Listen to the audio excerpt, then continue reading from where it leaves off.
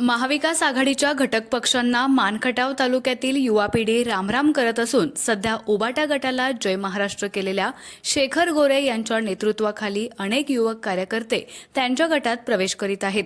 दहिवडी येथे शेखर गोरे यांच्या संपर्क कार्यालयासमोर अजिंक्य उर्फ श्याम भोसले, मित्रपरिवार बिजवडी, अक्षय जाधव व मित्रपरिवार दहिवडी तसेच अतुलदादा पवार मित्रपरिवार उंबर्डे या सर्वांनी शेखर गोरे यांच्या गटात जाहीर प्रवेश केलाय.